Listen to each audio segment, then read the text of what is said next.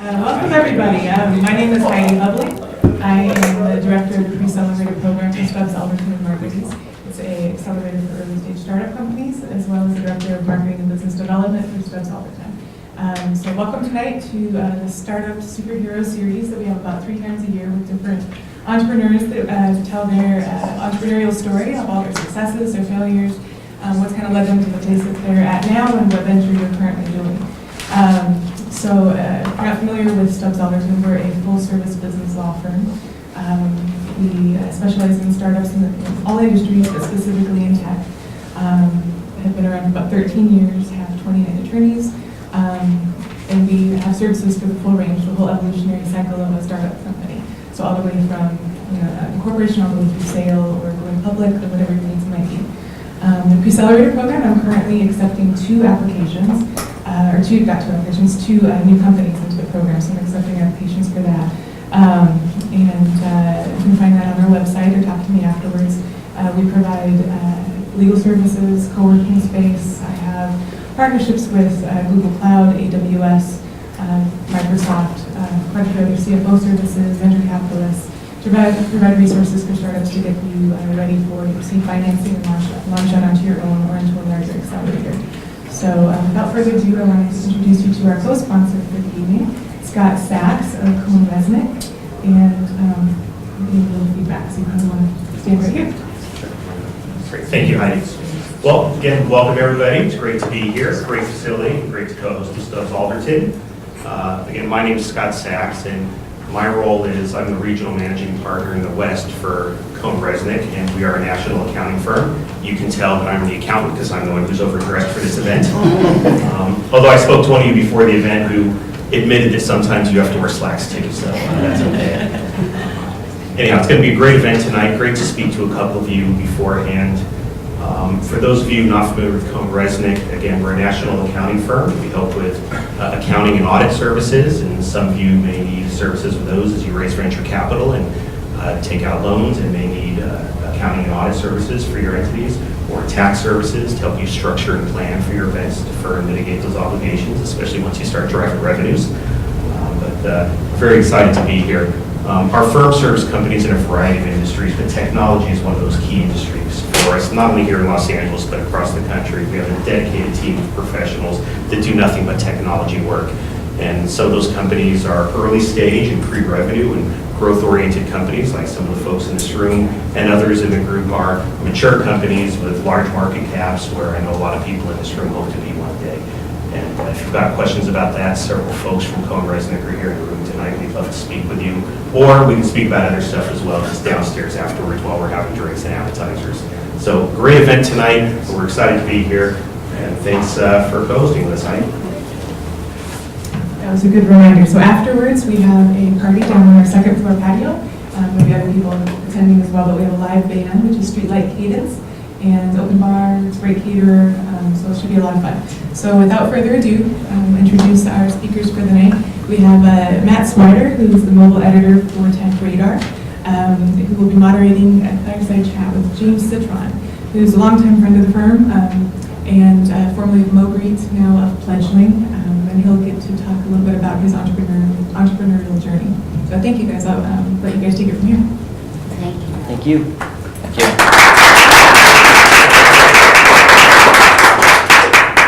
All right, so James.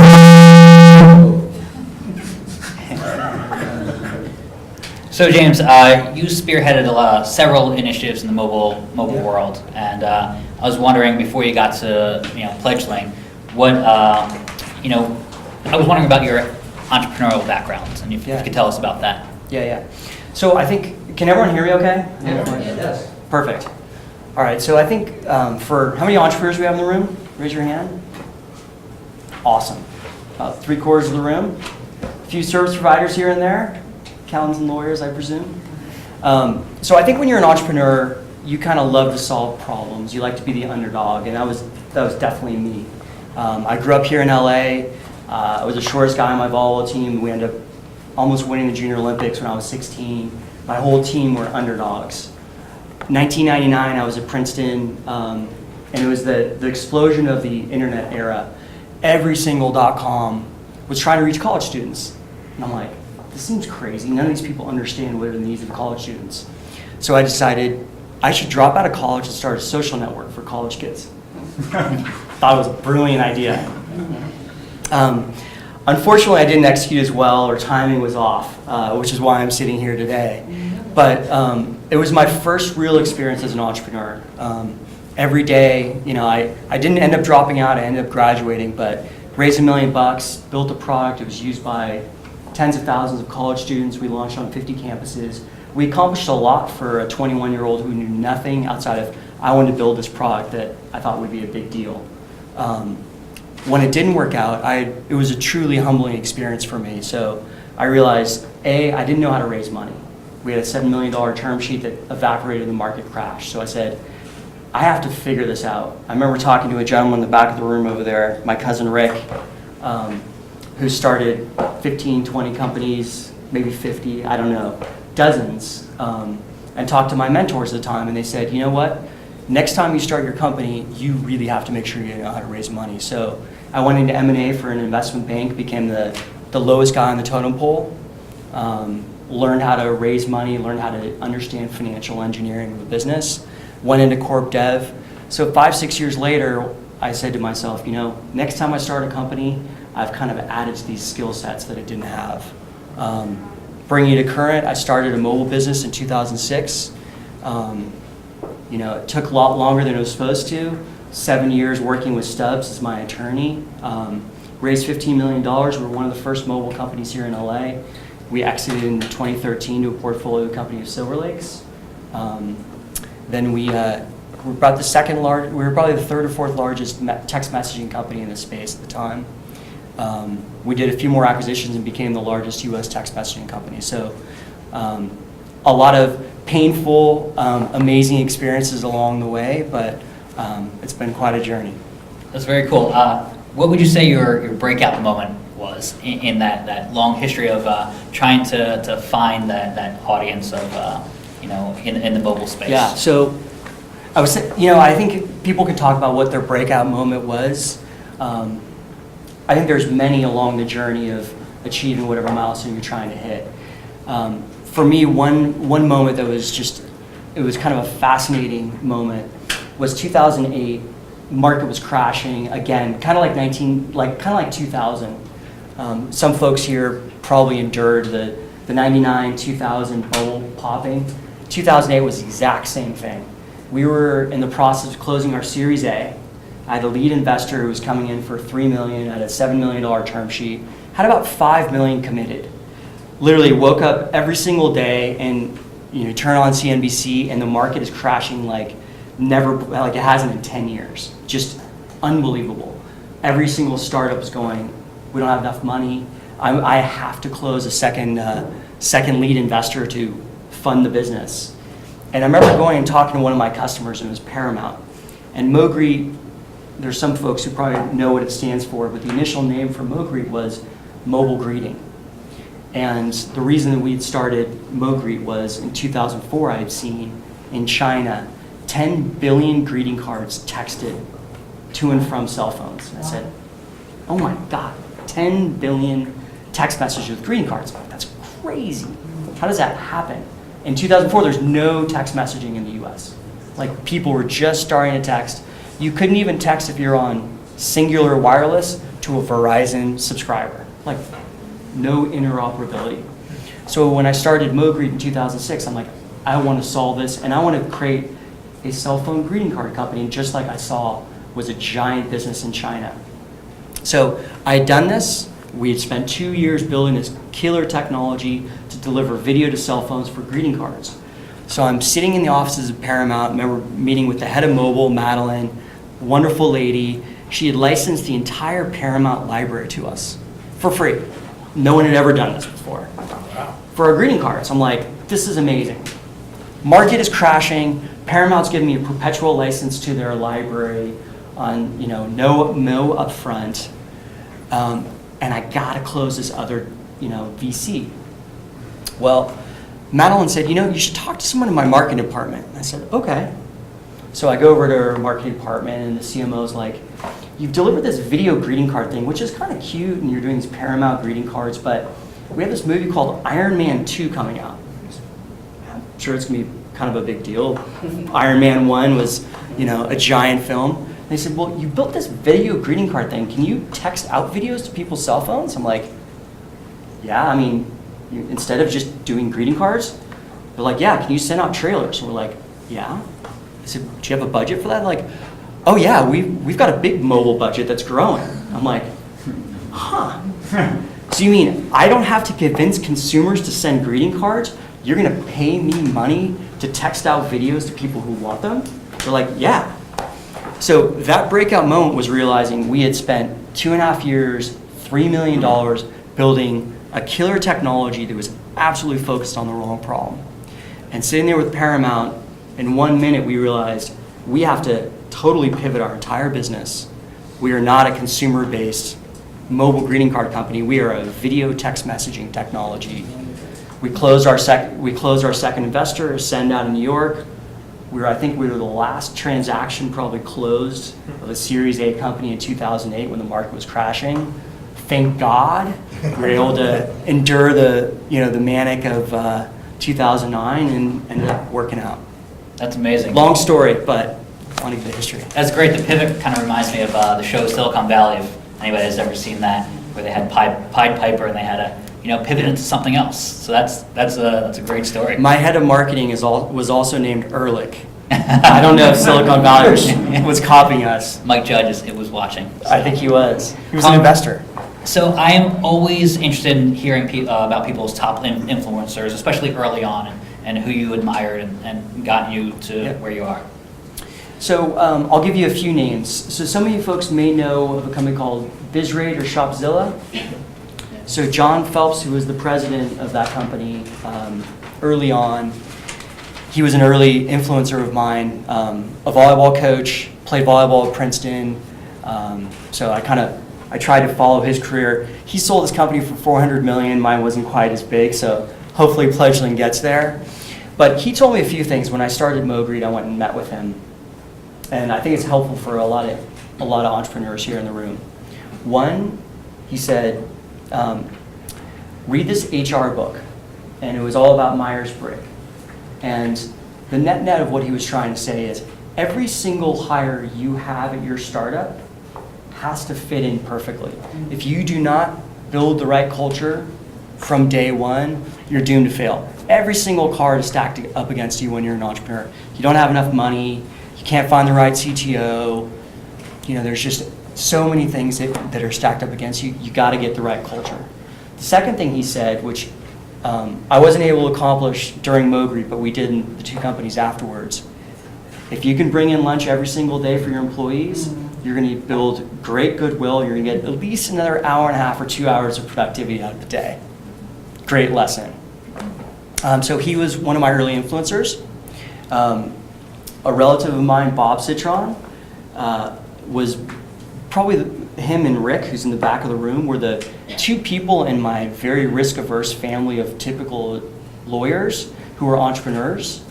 And they built a company that went public that built every single laboratory module in every space shuttle launch for about 25 years. When you have a relative who does that, you go, I think anything is possible. So those were a few that I would mention. That's great. So now you're the CEO of Pledgeling. How did you become attracted to the volunteer aspect of that position, that job? Sure. So after we sold, MoGreet is now a part of a larger company owned by Blackstone. We sold that company in December of last year. So March of this past year, I was running a 400-person text messaging company, which started with two people 10 years earlier. So the entrepreneurial journey in me, I was ready to do something new. What I felt truly passionate about was trying to do something to change the world, but also for good. And in 2010, everyone here probably remembers the Haiti disaster, right? Kind of unbelievable. In 2 weeks during the Haiti disaster, it was during NFL playoffs. You saw at the bottom of, if you're watching NFL playoffs, they said, text Haiti to 90999. Secretary of State Clinton, now running for president, went on every single morning show and she said, hey everyone, take out your phones and text Haiti or text Hope to 90999. In 2 weeks, $43 million was raised for charity, all for the Red Cross, just from your phone.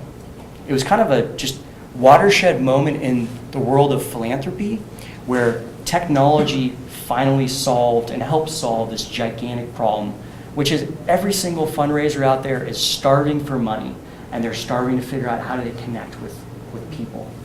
So when I got this phone call in March of this year from the former CEO of Pledgeling, he said, I think philanthropy is broken. It's a giant business. There's 1.6 million charities out there, and they don't understand mobile. They don't know how to raise money. They don't know how to connect to millennials. Looks like you built and run a few mobile companies. Maybe you can help me out. And I was just thinking about this. Does anyone know how big the U.S. Advertising industry is? 160 billion? 160 billion. Good answer. Do you know how big the U.S. philanthropy business is? It depends if you include churches or not. Including churches and not including corporate donations, it's $215 billion. So more money is given by consumers to nonprofits today than the size of the entire advertising business. So giant business has yet to be, I think, accelerated through technology, particularly mobile. And to me, that's a problem worth trying to tack and do good. Okay. Speaking of problems that are worth it, we're seeing tons of dating apps and I would say mobile payment apps on the software side, and on the hardware side, we're seeing drones and VR. It seems to be an overabundant amount of people working on that. What's something else that people could work on as entrepreneurs that is ready to be tackled? Yeah, I think the startups right now that are getting a lot of love from the institutional investor community are startups, and particularly tech companies, mobile tech companies, are going into totally traditional industries, and they're finding new innovative ways to solve problems. So Uber is obviously the example everyone likes to talk about in logistics, but I love some of the stuff I'm seeing in healthcare. So there's a bunch of telemedicine apps. So skin cancer, pervasive problem everywhere in the world, right? Early detection solves 95% of all skin cancer problems. But who likes going to the doctor, let alone the dermatologist? It sucks. Who likes putting on sunscreen all the time? It's a pain, right? To be able to take a picture from your phone, text it into a doctor, or upload it in an app and figure out quickly if you have a skin problem, that's becoming now a modern, pervasive thing. So I think attacking traditional industries with solutions that mobile makes super easy, I think are ways to build really big businesses. Okay. Where would you suggest that current entrepreneurs go for some inspiration? What are some of your suggestions for that? So the things that have always inspired me, walking around the streets of China in 2004, seeing how people were using their cell phones helped motivate me to start Mogreed. You have to get out of your comfort zone. Outside of technology, but a fascinating story I just heard on a TED Talk with Sting. I don't know if anyone knows this, it took him 10 years to launch his last album. He was just in this total rut. The way he got out of his comfort zone was he went to his old home. So I think, we're here in Santa Monica, Venice. You see every other dating, messaging, anonymous messaging app. There's so much of the same stuff. I think so much about getting out of your comfort zone, whether it's returning to your roots, whether it's traveling. I think that's what you have to do to kind of discover the next thing. I think another thing that a lot of CEOs don't do of early stage businesses, I was part of the first class of Launchpad, which became a pretty popular incubator here. At the time, it was basically Mark Suster from Upfront who said, I want to get 10 CEOs who I know are going to be successful because we haven't figured out what Launchpad is going to be, but I want the first class to be super successful. I think 6 of the 10 of us all exited. Pretty phenomenal. Launchpad didn't give us any money, Upfront didn't give us any money, but it all relatively worked out. The one thing that we did was every single month, all of us got together for a drink, a beer. It was almost an informal networking group, and when you're a CEO, you just have problems that come up every day that you can't talk about maybe with your wife, your doctor, your lawyer, your attorney, your parent. And I think all of us were able to really learn a lot from situations we're going through, and help inspiring either solving problems or helping our businesses. So one of the big things is mobile payment platforms. And this week, I don't know if everybody saw the news, but Apple is rumored to be getting into mobile-to-mobile payments, kind of encroaching on Venmo's territory. Yep.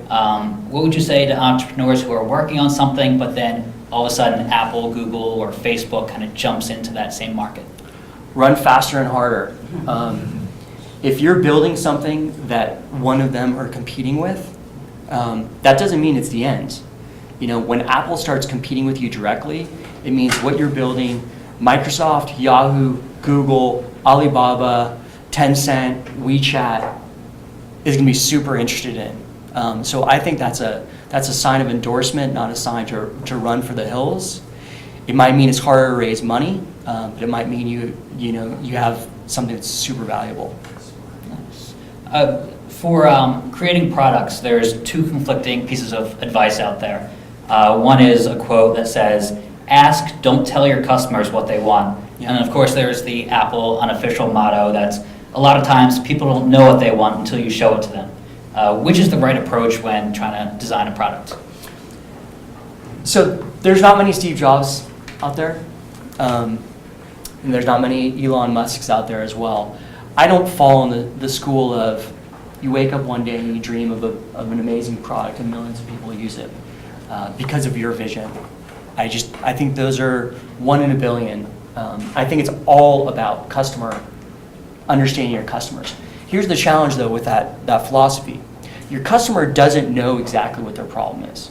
Your job as the entrepreneur when you're talking to the customer is your job is to go, okay, here that's an issue. You have to translate what that is, turn it into a product. Your job is also, partially a translator, but I think it's also partially a magician, because you then have to go, okay, that's the problem, here's how I can solve it, and then you have to go motivate your team to go build that product. So I think it always starts with the customer, whether you're a consumer-facing business or a B2B business, but the customer's not going to tell you exactly what the problem is. You have to listen and discern what that is. So you mentioned trying to raise money as an entrepreneur and struggling with that probably the most. There are a lot of new ways to do it, from GoFundMe to Kickstarter. How has that changed, just being an entrepreneur in the current day? Well, I don't think it's changed being an entrepreneur. And I would say any entrepreneur that says raising money is easy, may not be telling the full story. It is going to be the single hardest thing that you're doing. A mentor of mine said to me, and it's true, you are always in the money raising business when you're an entrepreneur. Whether you've raised money on any of these crowdfunding sites, whether you've already closed your Series B, whether you're doing a mezz financing and you're about to go public, you're always in the money raising business. And on these crowdfunding sites, I think what they've done is they've created a market for the first few $100,000 of financing. So it used to be you need $500,000, $1 million, friends and family around. It's going to be tough. Not all of us have rich uncles. But these crowdfunding platforms, you still have to tell a great story, build a great product, have great specs.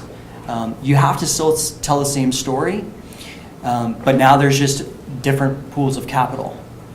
I would say that I think the crowdfunding sites give you an opportunity to also test, almost get a quick market test for your product. So if you go to GoFundMe, you go to Kickstarter, I think Stubbs has a platform that does some crowdfunding. Absolutely. So they are a great, fast way to test your product, get some really smart folks looking at what you're doing, because I believe the Stubbs product has only accredited investors. So you're getting a pool of smart folks who are going to give you good insights into your business before you launch. An interesting perspective, today we were doing due diligence on a potential transaction, potential acquisition. Companies spend $1.5 years building their product. Good looking product. And they said they're willing to sell it for very little amount of money. They spent almost 2 years on something, looking for less than 6 figures, just trying to get something back from this product. I said, what happened? They built it. And they talked to 20 customers after it was built, and they realized they were off. Sales cycles were wrong. They built for the wrong customer. So they spent hundreds of thousands of dollars on something. I know it's going back a little bit, but they didn't get that validation. Going to the early stage crowdfunding sites with a product that's somewhat baked, you're going to get that validation that you need to know, am I on the right track or not? For every entrepreneur that I talk to that's successful on a Kickstarter, I always hear 5 more stories about how someone did not achieve their funding. Yeah. What advice would you have to somebody who's thinking about giving up and failing, or if they failed to meet their goal? So what advice would you give them? Well, I think the life of an entrepreneur is the greatest high, and yet you're gonna face failure every single day. Whether it's financing, whether it's product, whether it's an employee leaves, whether your biggest customer walks away. So going into quitting your job and becoming an entrepreneur, you have to have that mentality that is, I am going to be an optimist, I'm going to be a pragmatist, but I got to give myself as long as possible. Giving yourself 3 months, 6 months, you're not going to give yourself enough of a test. So you got to have that DNA that says, I've got to push through those first initial failures, go as long as possible. A neighbor of mine is the founder of Books. Do you guys know the Books? Yes. Super successful, one of the fastest growing flower delivery sites. I remember I was talking to him, John, right before he launched and right before he started. He's like, what do you think? He was an awesome executive at a bunch of other companies. And he's like, being an entrepreneur, no money. He was just, I think he was pregnant with his wife was pregnant with their first child. Like, what are you doing? I'm like, go for it. You've got the vision, you've got the determination. You just got to fight through the pain of the first 6 months, 12 months. And now they're crushing it. I think they've raised $10, $15 million and doing really well. So you mentioned proper team building and how important that is. What decisions should go into assembling, or finding your partners and then assembling your first early employees? Yeah. Well, it's a good question. I think culture matters a ton. The culture starts with the founders. When you're lucky and you've gone through some exits and you've been in the community for long enough, you can hopefully pull some of the folks you've worked with. At Pledgeling now, I've got two folks that I've worked with for some time. My CTO I had worked with for 7 years. But that's rare that you always get to pull from successful folks you've worked with in the past. One, they have to pass the gut test. If anything feels wrong when you're interviewing someone, even if they look and feel like the perfect hire, run away. There's something in your gut that says it's wrong. Mark Suster gave me this advice, and he's a good friend and super smart and successful entrepreneur and investor. He said, James, and you give this advice to all the first launchpad companies, and I made the mistake. And going into it, I kind of knew I was making the mistake. He said, don't go hire the guy who has a great pedigree to help you grow and scale your business as you're raising institutional capital. My investors want us to do it. We're running this text messaging company. I'll tell you my exact experience. So it's again 2008, crazy days. There was an executive who was running the American Idol text messaging business, which at the time was the biggest text messaging success story on TV. Came from a big company, a big media company, huge pedigree. My investors are like, oh my God, you can get him? Let's get him, let's get him, let's get him. Made twice what anyone else at the company did, hired him. We were a small, crazy Venice, bootstrapped entrepreneurial company. And taking a big media executive, he came into the company and it was total fish out of water syndrome. And I made the mistake that, I was advised not to do it. My investors all thought it was the right thing. They're smart guys. They're invested in a lot of successful companies. And it was the wrong thing. It didn't pass the gut test, but I made the mistake. I'll never make it again. Another important thing, you don't always know when you're hiring the right person. They sometimes feel right. A lot of people say, have a different philosophy here, but I believe in hiring fast and firing fast. So you like someone, they feel right, they pass the gut check, they can do what you need them to do, hire them right away. There's a dearth of talent for great companies. You're fighting with Snapchat, Facebook, Google, companies all over the world when you never used to worry about fighting, for talent. So hire fast. If they're not working out, fire fast. You're helping that employee find their next thing as well. And you can't afford it when you're a bootstrapped or cash-starved startup. Do you have any tips when you're on the fence of, hey, I don't know if this person's working out or not? You kind of had that gut feeling, but you're not quite sure. And a lot of times, being entrepreneurs, it's your personal friend sometimes. Or someone that you've, gotten to know. So is there any advice for just ripping off the tape and severing that relationship? Well, if you don't think it's going to work out, you got to rip off the Band-Aid no matter how hard it is. Make sure you have a good lawyer. Honestly, we're in a state, and I'm very pro-employee, even though I've run, now several startups.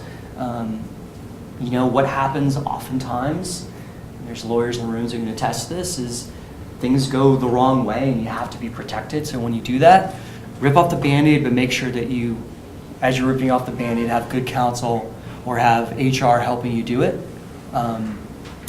My last company went through some layoffs. We were a big company, 400 plus employees around the world. When we were letting go of people, and I knew about it well in advance, we'd tell people in advance of their date so they knew they weren't going to get walked out the door in 2 weeks and look embarrassed in front of their friends. When you're dealing with someone that you know really well, you can usually tell them, look, it's not working out. Be straightforward and honest with them. People usually like hearing that in advance, but you got to be upfront and honest. And if you don't do it, what happens when you walk into your board meeting, you tell your investors, oh, by the way, we have a $100,000 lawsuit from this guy that we all thought we should fire 3 months earlier, and you just lost a ton of credibility in front of your board and your investors. So you have a fiduciary obligation to do it to your company. As hard as that is personally, you have to put the benefits of your company and your shareholders over everything else. So not everybody has their startup, growing out of their parents' garage these days. That was like kind of a 1970s, 1980s thing. So telecommuting is a big thing. How can you do that effectively, or can it be done with a startup? I think it's really hard. I think the boundaries now for working have changed so dramatically in that you can work 24/7 anywhere in the world.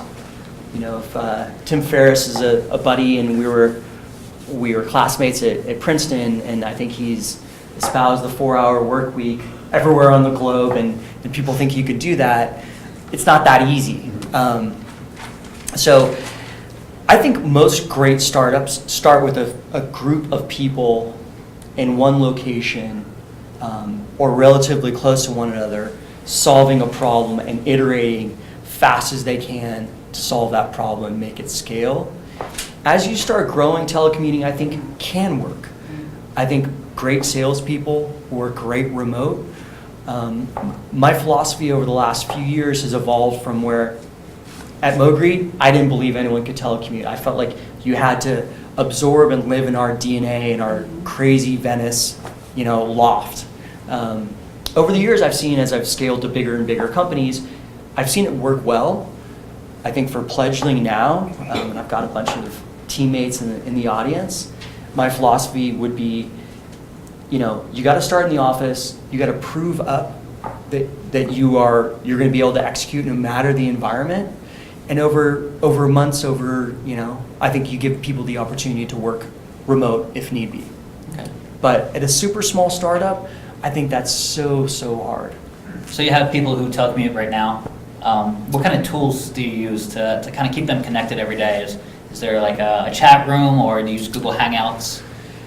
So I actually thought Google Plus was dead. I think Google Hangouts is the only thing that's going to live from Google Plus. So we're seeing it used a ton. It's actually used by a lot of our strategic partners like Evite.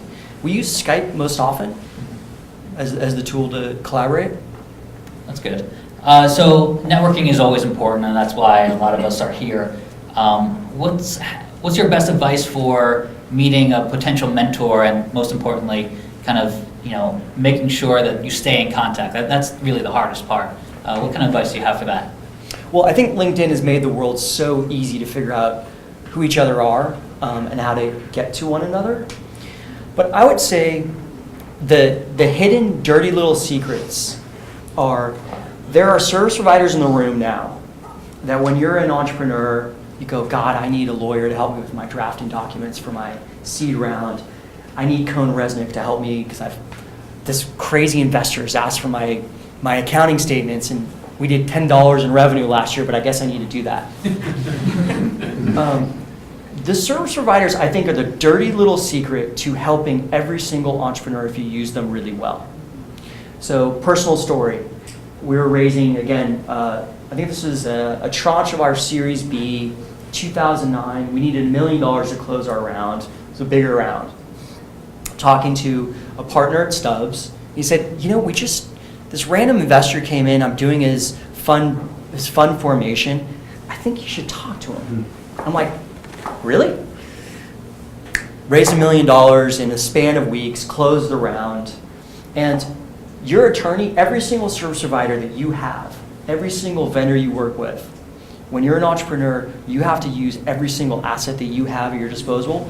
So I would advise every single one of you, when you're talking to your attorney, you say to them, the 3 advisors that are going to change my life are the head of payments for a big payment company, the head of a major studio, because we've got a big media focus, and there's no way, knocking on the doors of Paramount, that's going to work. Because what you'll find is your accounting firm, your law firm, some of your service providers are going to be open those doors for you, and that's an avenue that they are usually happy to help, but they don't often get asked. And of course, you can do all the normal stuff: LinkedIn, social networks, stalk them, email. But I think using your service providers is a great way. Okay. So many people I talk to who kind of want to break into creating gadgets or mobile apps don't know where to start when you're talking about consulting a lawyer or even registering a corporation and different fundamental things like that. What advice do you have for people who have great product ideas or mobile app ideas but just don't have the business backgrounds to go forward? You got to find a partner or a mentor. One of mine who I just brought back into our business, sitting back there in back of the room, Norm. He was my business partner at, I don't know if he might have left. He was my business partner at Mowgri. We had not started a business together, but he had started 20 businesses before me. I'll tell you personally, I was super nervous when we closed our Series A. David Kremen, who some of you probably know in the room, we closed our first round of capital was from DFJ Frontier. I'd never raised VC. I was kind of stressed out. I'm like, first board meeting with a real VC in the room. Norm had sitting there and done that 20 times, sold companies, taken companies public. When you have a mentor who goes, James, you're the founder, you're the vision of the company, but you've got someone in your, either as a partner or a mentor who's guiding you through those early stages, it makes it so much easier. The way to find those folks, talk to your service providers. I think AngelList is an amazing resource that's underutilized today. A lot of folks I know are finding their co-founders and business partners through AngelList when they're looking for money or looking for service providers. I think that's a great way. Okay. How important is having an MBA or finding someone who does have that degree? Is that really a necessity? I know since you've dropped out, I usually deduct points from your clout score if you have an MBA. When you're in an early stage business, and even in a later stage business, the question is, what does an MBA help you with? I think it gives you a broad range of exposure to a lot of things, but it doesn't often teach you much about business or what it's like in the real life running and building a company. So it really comes down to the person. What I advise, and I just wrote a recommendation for someone going to UCLA, which is a great program that's got a lot of great entrepreneurship programs, and I've guest lectured at some of them over the past, and I'm always blown away by some of the students. What you learn at business school is almost the same thing you learn at college. It's the people that you meet and the experiences they have. So if you go to UCLA and you're graduating Anderson, meet every single person that you can, because it's the power of the network that's going to help you far more than the intro to accounting class that you're hopefully going to outsource to Cohen Resnick because you don't want to think about it when you're trying to sign a customer. That's good. So, especially with entrepreneurs, work-life balance is, exceptionally hard. We can work as long as, we are not sleeping. What would you say in this constantly connected world, people should kind of pair those things into separate categories and have, enough time for family life and getting out from being behind the computer and constantly doing work? Well, I would say I was a terrible example of work-life balance up until about 12 and a half months ago when I had my first baby. Now I'm forced to having a little work-life balance. The fact that we are hyper-connected and you can do every single thing that you need from your phone, conference calls, you can do everything that you need to wherever you are, means that it doesn't matter if you take a few hours out of your day to help your wife with something, help your parents with something, go do bath time in my case with my 1-year-old. So, one of my investors once told me, there's no such thing as work-life balance. There's integrating your work into your life, and if you're honest about integrating how your work is going to fit into your life and explain that to your wife, explain that to your kids, mom and dad are going to have to work late this weekend, but that's why we're going to get to go skiing during the ski trip for those who have parents. I think just being honest about it, I think is the only approach. Because the hours are going to get longer. There's no such thing as the weekends. There never was for entrepreneurs, but now so more than ever, Saturday is no different from Tuesday. And for everyone who is doing email marketing, you'll find that Saturday, your best day is to email.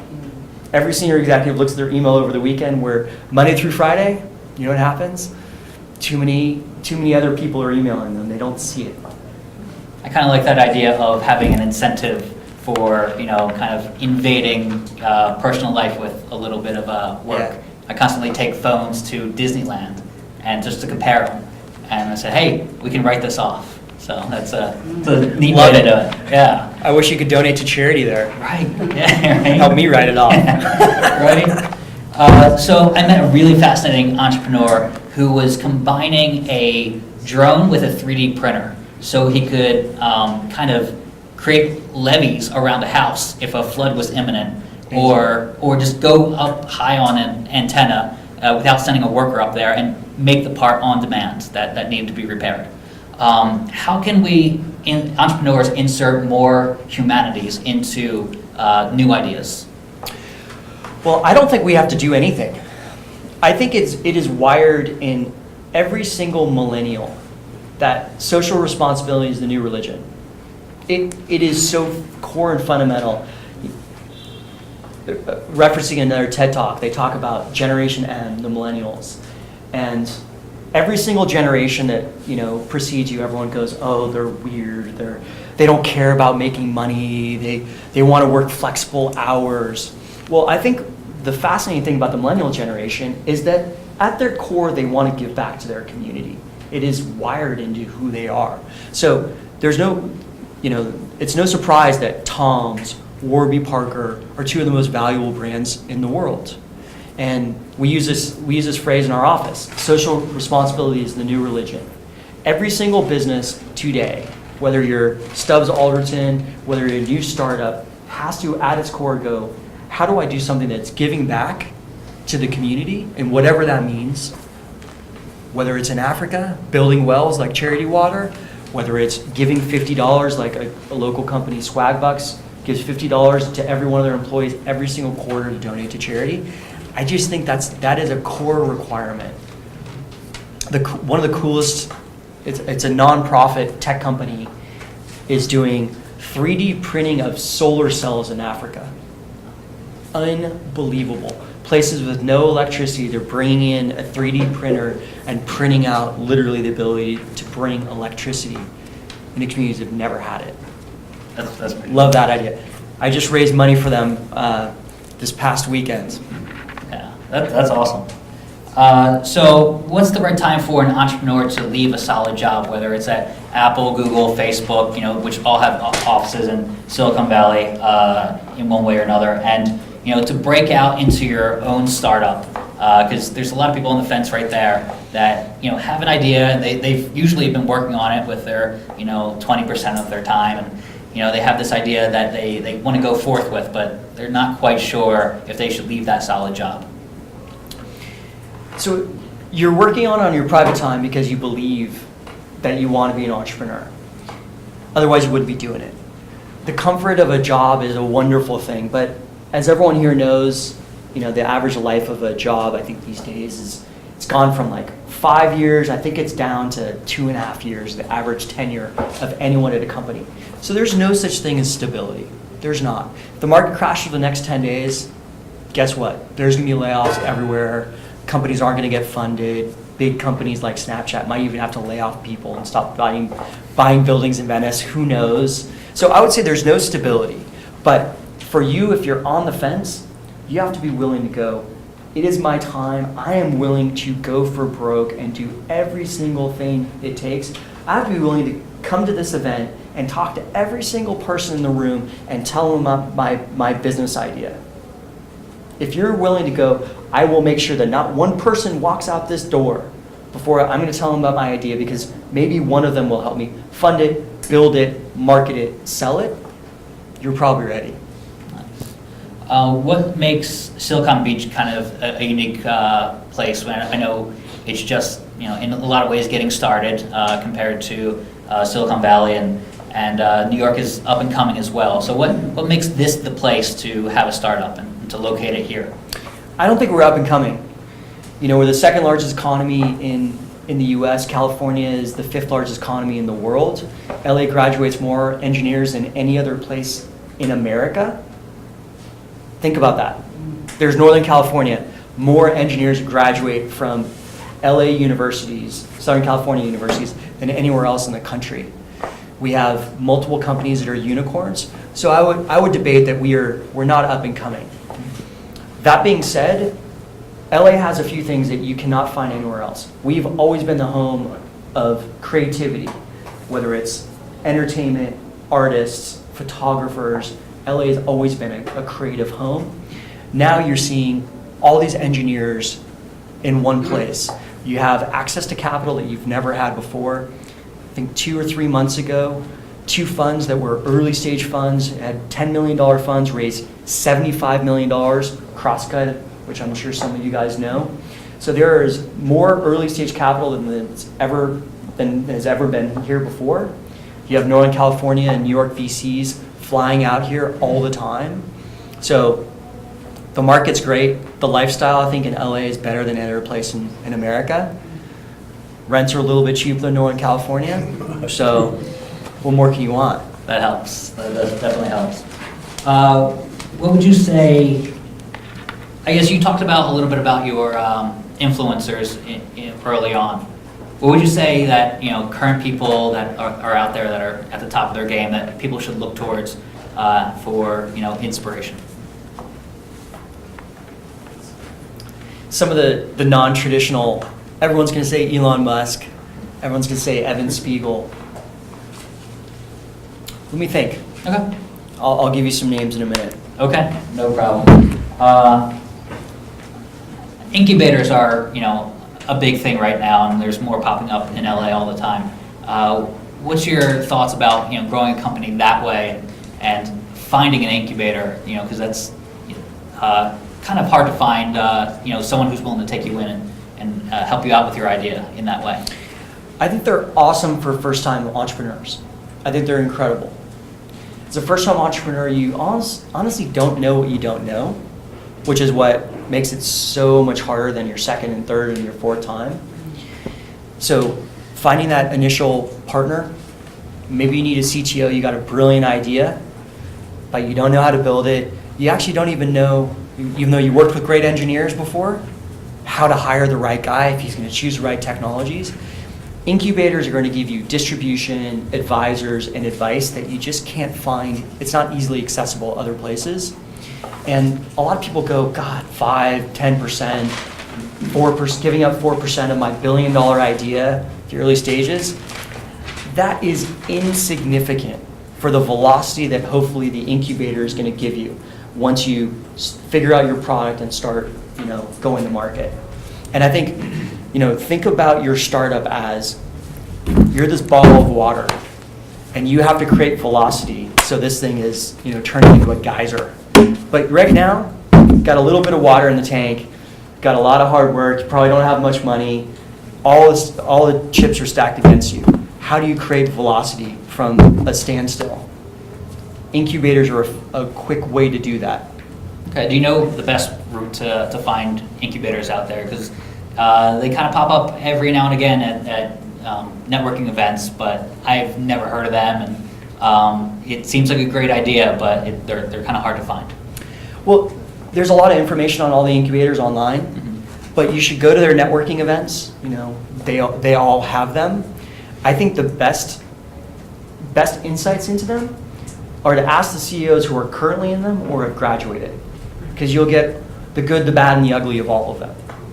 At Launchpad, we had 50 or 100 mentors. So when you join Launchpad, you got to choose 1 or 2 mentors who could give you guidance through the process. And these guys are all rock stars, who are core to some aspect of your business. And that's super helpful when you're still trying to figure it out. So networking. That sounds good. Talk to me, talk to Howard, talk to Heidi. Yeah, that's always important. It's the most important thing, that we're doing here.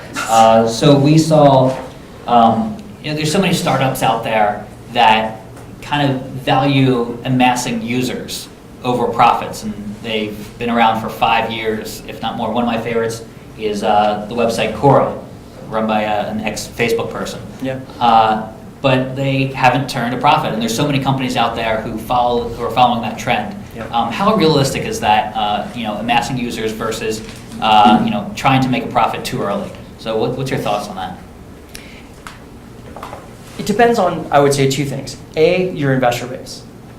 There are certain investors who are totally cool with get scale, get scale, get scale. You have to have the ability to tap tons of capital. So if you have a big venture firm who says, look, we're playing the long game, I think a lot of entrepreneurs go into it thinking, God, if I just hit these metrics, I'm going to sell my company in 3 years. You should go into it knowing that it's probably going to take you 7. And you got to be willing to take 7. So with that mindset, knowing it's going to take a lot longer, are you going after investors? Do you have investors who are going to invest for the long haul? So what happens when you run out of capital and you go back to the same investors, you can't find any new guys coming in? They're going to give you a shorter and shorter leash, right? So if you're going for the eyeball play, you have to have the right structure, the right investors, and the right longevity to your business to ultimately scale. I think the biggest companies out there today, biggest startups, the most unicorns, let's take a few notable examples out, have been at it for 5, 10 years. It takes a long, long time to figure it out. The flash in the pan are the companies that go from 0 to $1 billion exit in 3 years. The norm is 5 years in, you kind of figured it out. You start figuring out your business model, you start figuring out how to sell it, you start figuring out how to monetize. Maybe 6, 7 years in, you're profitable, and then you become really valuable. But it takes a long time. Okay, I read something about you created companies that reach 20 different countries or something like that. How important is it to reach an international audience, especially these days where you can run into problems, kind of like Apple runs into problems with in China all the time. Yes. But the audience is there, and you kind of want to expand into that mega audience.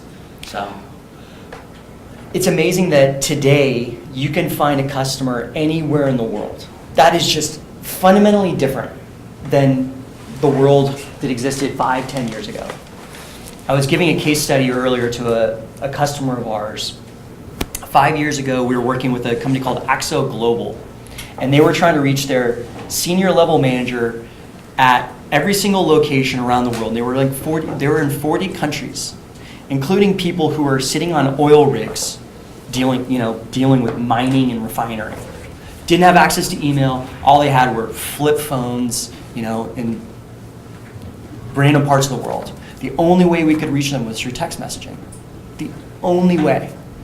And that was an incredible customer for us. They paid us $50,000 for a 3-month campaign to talk and build a messaging campaign to reach every one of their senior managers around the world. So for our business, which was a mobile business, mobile is a global platform that works every single part of the world. Text messaging is, if you think about it this way, the single largest media channel that's ever existed. There are 3 billion people who have access to email. 5 billion people text every single day. So give me that number again. 3 billion people have email accounts. 5 billion people text. Wow. I didn't know that. Do you know how many people have a toothbrush? How many people brush their teeth every day? 2.5 billion. What do you think? How many people? I don't know. Billion? They estimate, I don't have an exact number, around 3 billion people brush their teeth. Did you say no, the email, text? 5 billion people have access to a cell phone every single day, right? So in a business that is mobile, that is using global technology platforms, the fastest route to customers and success and scale may not be selling in your local market. It may be going international. In our case, it was absolutely the case. I know the toothbrush thing blows everyone away. I use that a lot. That's brushing your teeth once a day when you're supposed to do it 2-3 times a day. I didn't even get to flossing. My numbers are much bigger for flossing. Let's say, so at TechRadar, we always write articles like pretty much every week about what we envision the future will be. What are people going to be like 5-10 years from now with their technology? Are they going to be driving a car, self-driving car? They're not even driving. Or, are we going to get packages delivered from Amazon from Amazon via drones? So what's the landscape going to be like so entrepreneurs can kind of prepare for 5 to 10 years out? Mm-hmm. Those things are always going to happen, right? For anyone who drives a Tesla or follows Tesla, they're 75% of the way there, right? There's the Google cars logged 3 million autonomous miles already. So self-driving is happening. Drones are going to be a modern, common thing everywhere in the world. I actually think the fascinating changes are going to be really about business interaction and communication. So I think all these things, all these convenience apps are just going to be mainstream. A lot of the normal, inconvenient things are just going to be commonplace. They're not going to be inconvenient anymore. So I think whether it's driving, flying, all that stuff, getting packages delivered. I did Uber Eats today. Not a great experience. Food wasn't great, but it was super convenient. All that stuff is going to be totally mainstream. The companies that are going to build really interesting businesses are going to be something entirely new that I think change the way that businesses and consumers interact. That's what I would guess. That's kind of neat. You mentioned the self-driving car and how that will become mainstream. One of the things I'm always seeing from some of our the mainstream news competitors are how the self-driving car is always getting into accidents, and it might not be as safe as you think it is. But everybody here who knows the story about self-driving cars is other cars are running into this safe self-driving car. Yep. So that's where the 16 accidents come from. How do entrepreneurs deal with fear of privacy or in the case of cars, accidents that really public should not be as fearful of. Privacy is a big thing that, entrepreneurs are probably not out there collecting people's data, but they kind of want to convince people, hey, this is not, a nefarious app. So how do the people go about that and, make sure that they're, presenting a good face? I think oftentimes the accident are actually a great opportunity to explain the power of what you're doing. I look at I think there's 15, 16 car fires for Tesla. Elon did an amazing thing. I'm a proud owner of a Model S and I freaking love it. It's the greatest toy ever. And when every one of those car fires came out and the stock price took a hit, Elon sent out a message saying, by the way, you are 30 times more likely to get in a car fire if you're an internal combustion engine. So I look at oftentimes these consumer fears, oftentimes perpetuated by the media, not TechRadar, as opportunities for you to come clean and talk about what you're doing. The notion of being an entrepreneur means you have to push boundaries, you have to fail, you have to have a product that pisses somebody off, you have to over-market that mentor who has not talked to you and you've emailed them 57 times, 58th email it goes, what do you really want to talk to me about?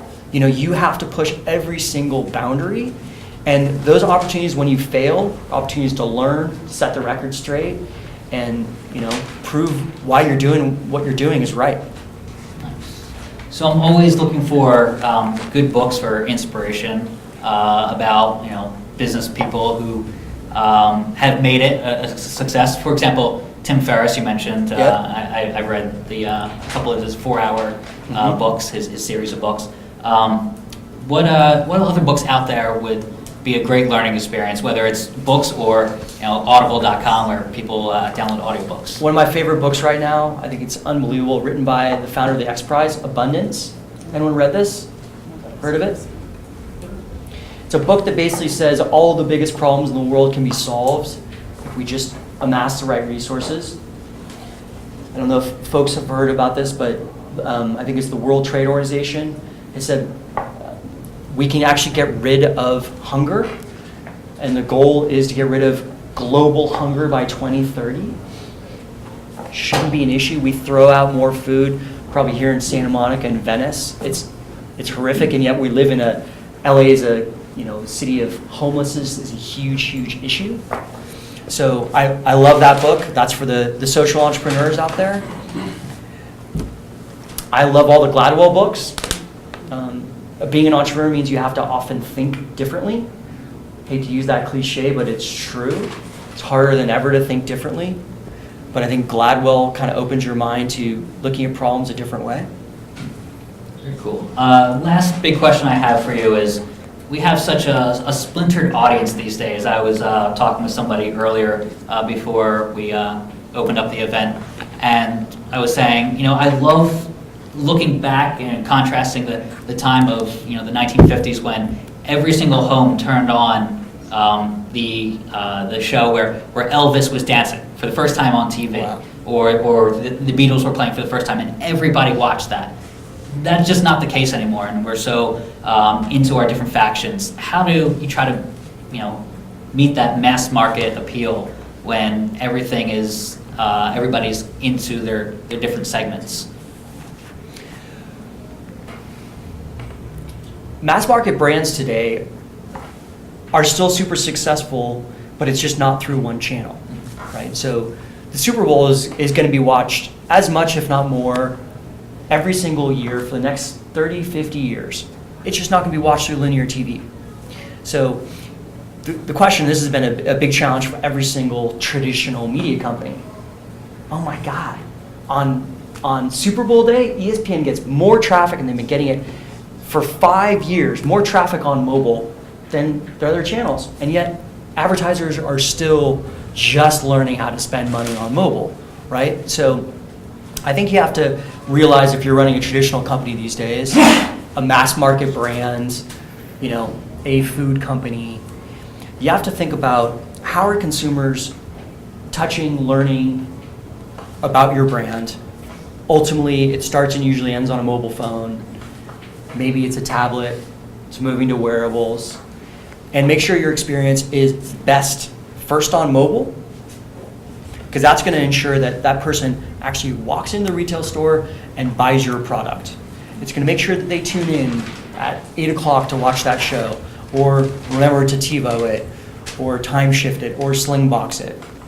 So I don't think it's the era of mass market brands going away. It's mass market brands being consumed in totally different ways than they've ever been consumed before. And it's required this fundamental shift in the minds of so many executives, you know, to look at the world and go, I shouldn't spend 50% of my budget on TV. I should spend 25% of my budget on TV and 75% on digital, or mobile, or social, or wearables, or tech, car tech. Slowly, wearables is getting there, it's just slowly. Yep. Mine ran out of juice, so it's in my bag. Was it an Apple Watch? Yes, it is. Yeah, it's good, but yeah, it's the battery. Yeah. So we can open it up to the audience if anybody has questions that they want to follow up I on. got a couple I'd like to ask. What is your feelings about outsourcing to keep your employees down during crucial funding phases? To build your visibility and your credibility and your expertise. I mean, like have an interim CTO, an interim chief marketing officer, so on. Well, it depends on how core that is to your business.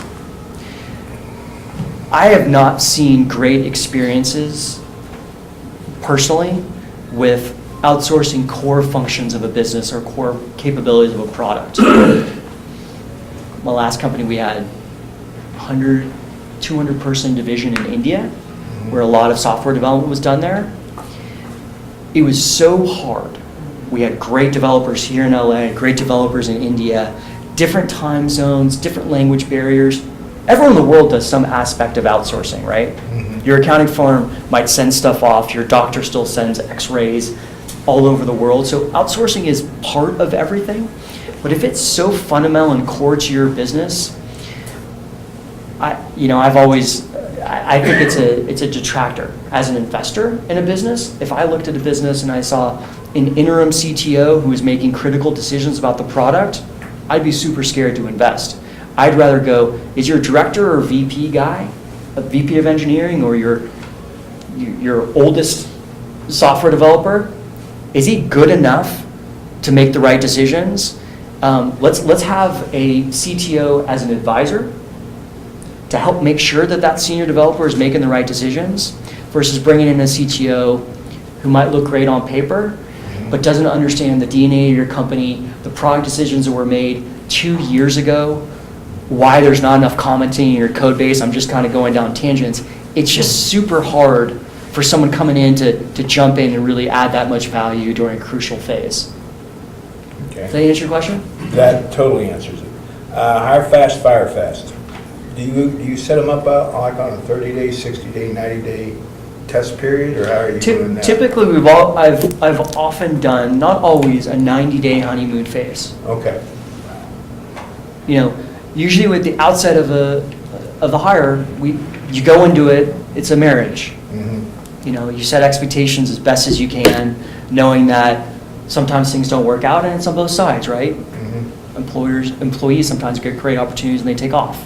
At the end of that 90 days, are you giving them a pay raise, or are you just saying you're still here? Yeah, you're still I'll buy here. your donut. It doesn't often have to be a formal thing. It's just, look, the first 90 days we're getting to know each other. You know, hopefully everything works out. You're happy, we're happy. There's two sides to a marriage, you know? Mm-hmm. Okay. I got one more. Is that okay? Good, yeah. Good. Sure. Can you give me a definition in your words in a paragraph of pledgeling? Sure. In my words, in a paragraph. So the company is slightly different than it once was, because I'm relatively new. I'm 4 months into being the CEO of the business, and the company was around for about 2 years before me. And our team who's sitting in the back of the room are all relatively new as well. But what we're setting out to do is kind of redefine how consumers give and how nonprofits engage with millennial consumers. And we see a giant opportunity to fix philanthropy and the $200 billion that's given by helping nonprofits raise more money, helping them engage with their volunteers and their donors better on mobile, and ultimately help consumers, give to the causes they care about and see the impact of what they're doing. Okay, very great answer. Speaking of apps, Yes. there are like millions of apps right Yes, now there in the are. App Store, Yep. as well as App Market, and Amazon is getting into that a lot. Yep. Last time that I checked, more than 95% of them sometimes don't have more than 10 downloads. And their failure rate is just astronomical. Absolutely right. What are your thoughts on what we could do to prevent the failure of all these young people that are getting into that? And they're risking everything, and they'll be totally devastated if that happens. And the same story will happen, what happened in 2000.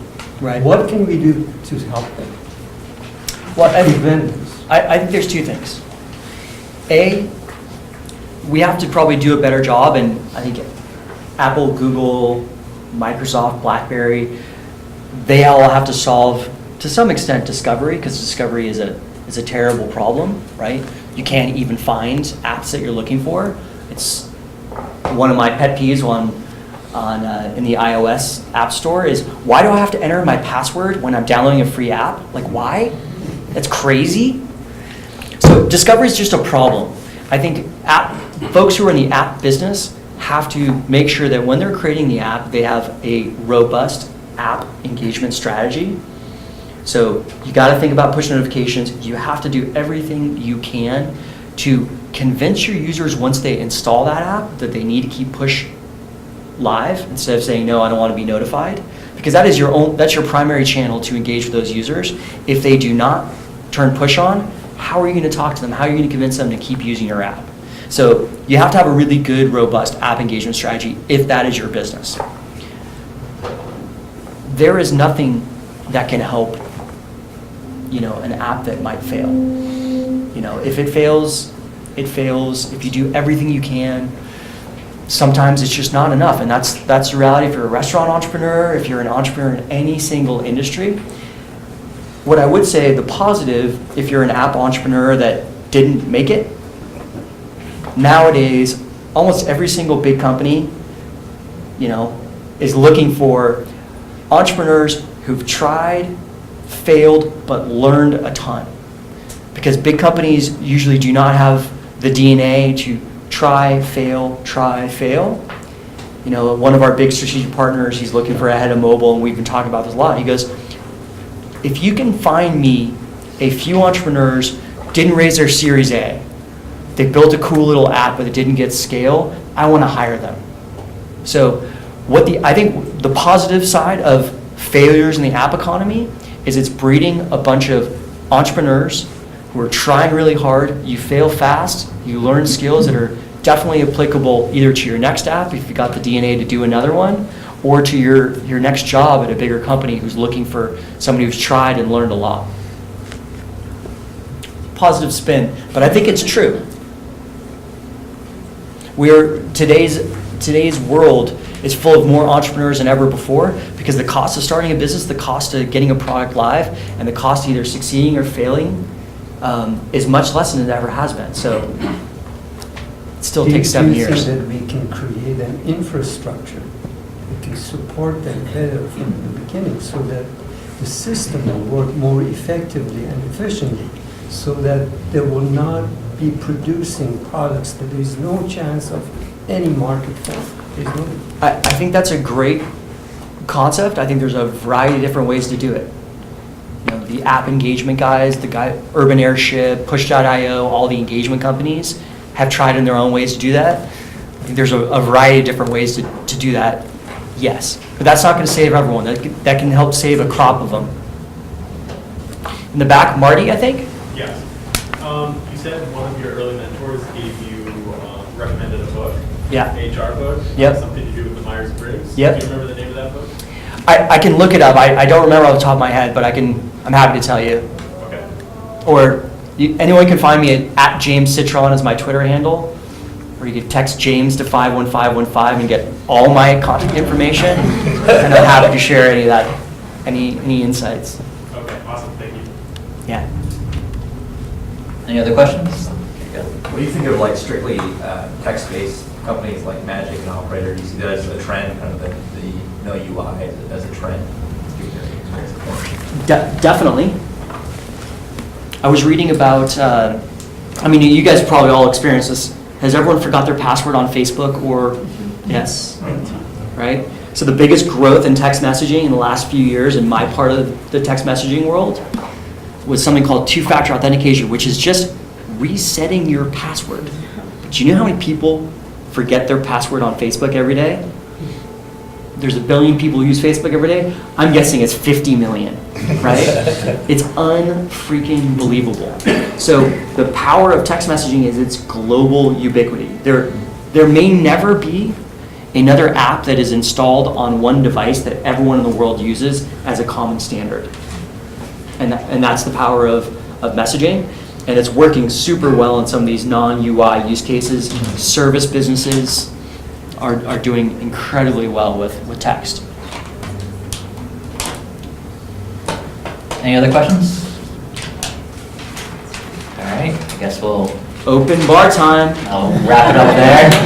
Heidi will tell us where to go next.